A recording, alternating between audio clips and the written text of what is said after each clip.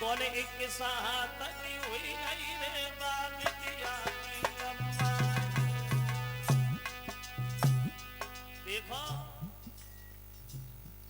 सतयुग में रेवती पैदा हुई और सतयुग में ही जवान हो गई, लेकिन द्वापर युग आ गया मगर शादी नहीं भई। तब तक रेवती की लंबाई जो है वो 21 हाथ ऊंची हो गई, 21 हाथ लग गई। देखो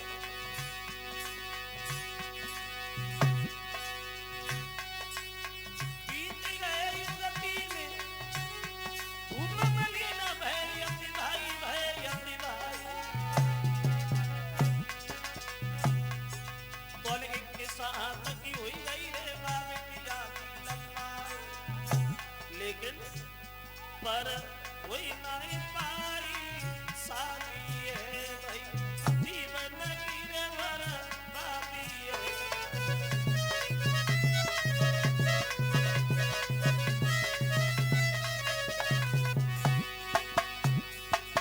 नहीं बन पाई बसे दादी है, ना मिल पाई आजादी है।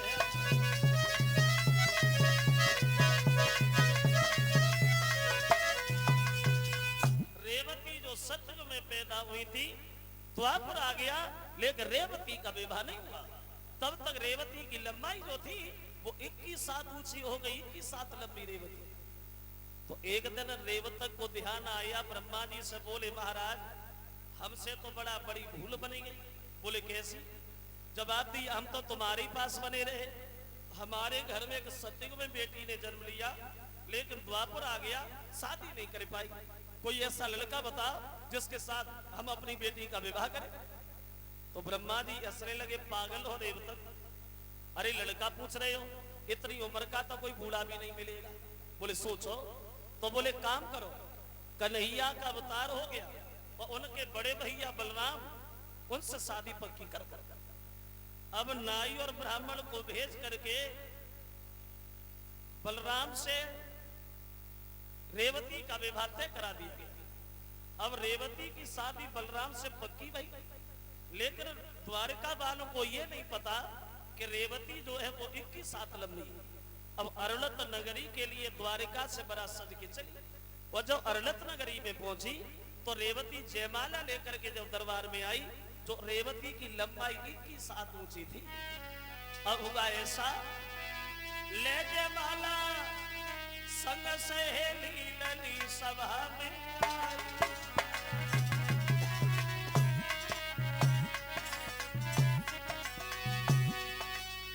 ले जयमाला संग सहेली लली सभा में आई, और दूरी दूरी से गिरधारी ने देखी नवलम्बाई। जो 21 हाथ ऊंची थी रेवती, जयमाला लेकर के दरबार में आई, और जो बलराम ने रेवती की तरफ देखा और कन्हैया ने रेवती को देख कर बलराम की तरफ देखा, तो कन्हैया मन में सोचने लगे जे भाभी या भाभी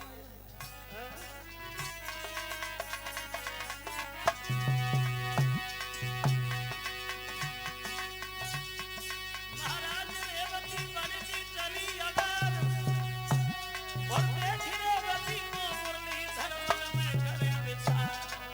बोले मेरो छोटो सोए भैया मन लंबी हो जाए, मेरो छोटो सोए भैया मन लंबी हो जाए।